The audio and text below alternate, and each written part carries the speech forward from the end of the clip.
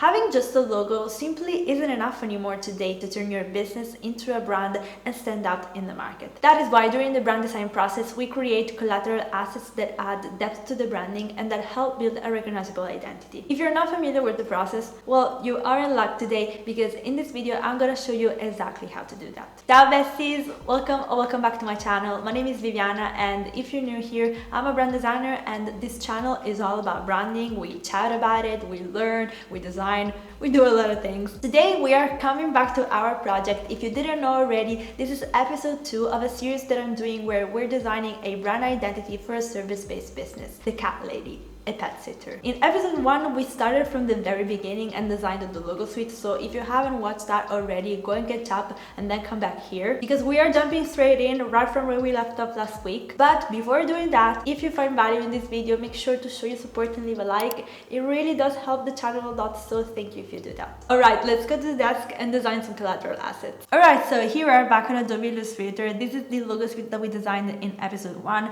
I also added a brand pattern just because I wanted this suite to feel complete, and today we're going to move on to the collateral assets. Now, for the type of assets that we're going to design, as I already mentioned, I was thinking about doing a flyer and a business card because we have to put our business in context. We are talking about a service-based business, so a business that needs to target people from the area. Our client Lana needs to reach out to people in her area so that they can hire her. Having a really strong social media presence is very important for any kind of business today, as we know, but in this case, I think that the social media should be something additional and not a focus point. Our client Lana could give out these flyers at local restaurants, parks, vets, or literally any kind of place where the community lives. The good old-fashioned way. But of course, having social media would make her more reliable, trustworthy, and professional. Of course, if this were a real business, she would have a website that would be actually very, very important for her business. That's where we would add all the reviews and services and stuff like that. I'm not a web designer, so we are not going to take care of that today. But when you design something, especially a branding for a real client,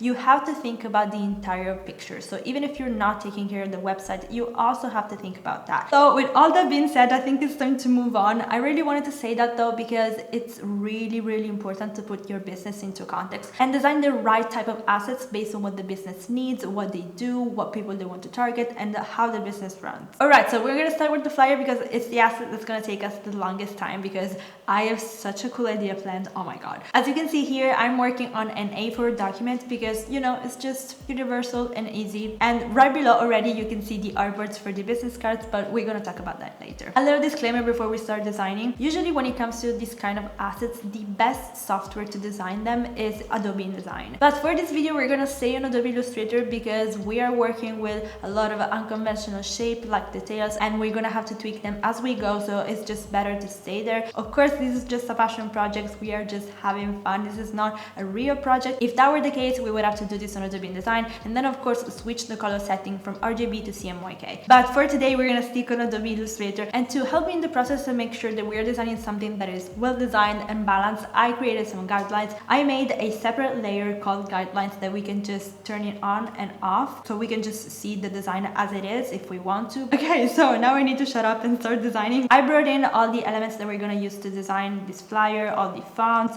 all the assets, all the tails that I designed. So cute, I love them, and the picture. So we're gonna do two sides. One is gonna be the front with just the logo and some basic information, and then on the other side we're gonna have the services, the price, and all that stuff. For the front of this flyer, I have the coolest idea that I don't even know if I'm gonna be able to explain it properly. Alright, so I'm gonna try to explain it as I do it because it's a little complicated. Okay, so first of all, we're gonna put this picture of our client Lana Anders on the background, just like this, and you're gonna see why later. What I want to do basically is create some sort of pattern using those tails and create some sort of negative space where you can see the pictures below this pattern. I'm taking inspiration from a design that I saw by Manon anyway, and she took inspiration from Ian Wood. So this is kind of the design style that I'm thinking about. Maybe now it's more clear. Alright, so we're gonna start putting all those tails and create some sort of pattern so you can see her face right below it. You have already seen me working with these tails, so I'm just gonna skip the process because it's basically the same. Alright, so here we are. I've done this, and as you can see, something is going on, but it's not quite clear what I want to do yet. First of all, we're gonna have to create a shape, and then we're gonna bring this here, select everything, and then click this option here. Okay, I know it looks insane, but this is exactly what I wanted. Now we're gonna have to clean it up first of all. Let's get rid of this so you can see her face a little bit better, and then I want to keep these because they look very cute. Okay, now it's a little bit more clear what I'm trying to do. I think that I want to leave this space here where we can put the logo in. All right, so I have fixed the edges, and now I must say it's looking pretty cute. The next thing to do is start adding our elements that we have here. So first of all, we have the logo, because I wanted to create some sort of pattern, because if we had also details going up to the logo, maybe it would have been lost. I don't know, I think that this works a little bit better. It kind of creates some sort of header. I was thinking that since we have all of these curves, why not use them to write our information, just the basic information, not a lot of text, because of course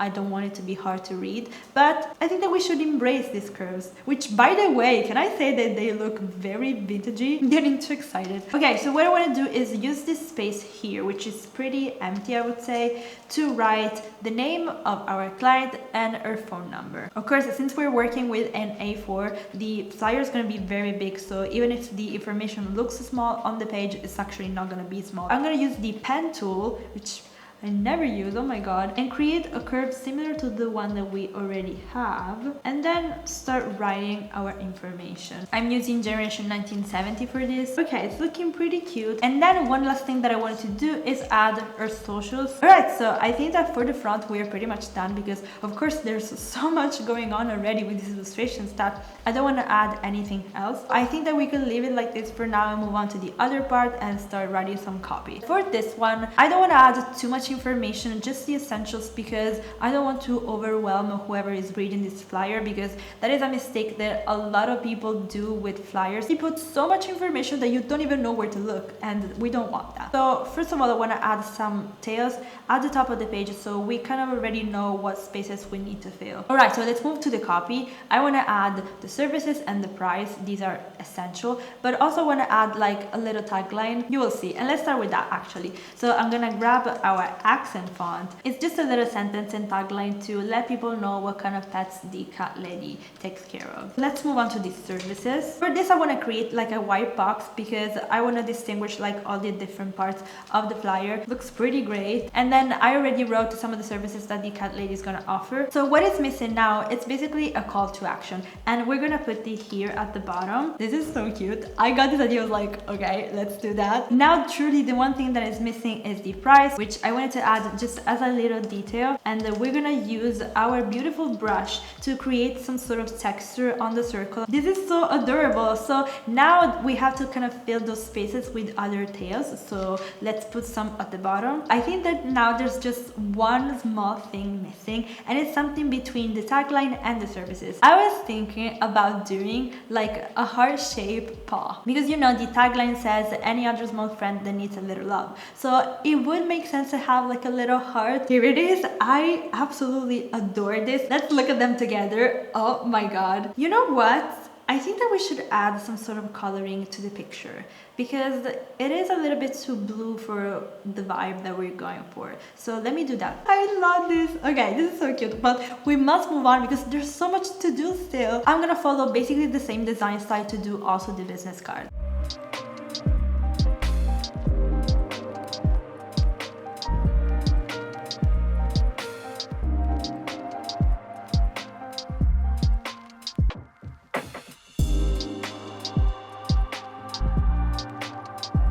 Alright, so now all that's left to do is put our designs on mockups and then create our beautiful carousel presentation. Alright, so I'm creating a new document so it's easier for us to make our carousel. I made just 5 artboards for now. I don't know how many we're gonna use, but I wanted to show you how to set up your document to create a carousel. So let's adjust the setting. First of all, let's click here, and we want all the artboards to go this way and have 0 millimeters, so absolutely no space in between each other. So you do that, and once you adjust the setting, you just click OK, and you're gonna have everything perfectly lined up. Now that we have our layout, it's time to start bringing in all the elements that we want to use, starting from the logo suite to the mockups and everything that we're going to need. These are all the elements that we're going to use. You are seeing some mockups that I haven't designed on camera because I got this idea of having like Polaroid pictures of the clients of the cat lady, so all the pets that she takes care of. I want to add this little touch because it kind of connects with what the branding stands for, what we talked about in episode 1. Having that handwriting, I don't know, realistic, familiar feeling, but also having that vintagey vibe as well because you know Polaroid. Okay, everything is ready. Let's start building our carousel. So the first image is gonna be the one that's gonna show up on the feed, so it's gonna be the most important one. We can just copy everything as it was, as I designed it, and you can already see here that this tail is going on the other artboard, which is exactly what I wanted. A little engagement act. When you design carousels, always remember to put elements in between artboards so people are encouraged to scroll and they actually curious to see what's going on the other artboard, you know? So I'm just gonna extend this shape a little bit here. Of course, the flyer is the biggest, most important thing that we did today, so I want to put this at the very beginning. Of course, we have to make sure that every element is separate and that the carousel is not too crowded, because ever since carousels have become more popular, I've seen some crazy carousels and you know, sometimes it can be a little overwhelming, so you always have to remember to leave some white space to let the design breathe. So in this case, I'm just putting this on the side so it kind of already goes on the other artboard. You see where I'm going with this? Let's just put this here and let's make sure that it's exactly where the design ends so that we can create some sort of transition and keep the viewer entertained, because if we keep the same color for the entire carousel,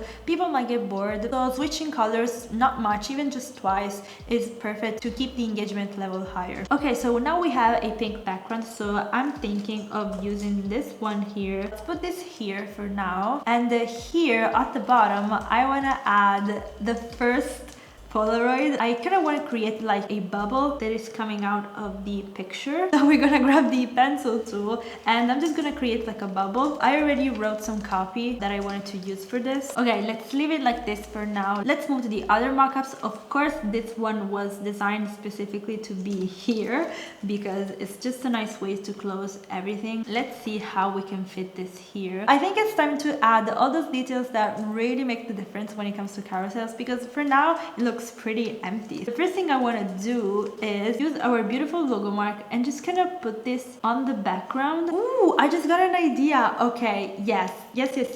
Finally, I got this. What if we use our little cat that we haven't used for literally anything else? Let's put this in white and maybe use it to create that dimension to kind of make this design pop. Can I say that I'm super obsessed with this? So the last space to fill is this one here, and maybe we could try to put the logo in. Ooh, I like this. Okay, you guys, we got it. This is it. It's giving very Barbie. I don't know why. So I guess we're done, you guys. We are ready to present our business. So our project is complete. I cannot wait for you guys to see the entire thing. It's been so amazing actually splitting up my process and showing you the entire thing. Without further ado, let's finally meet this business. Let me introduce to you the cat lady.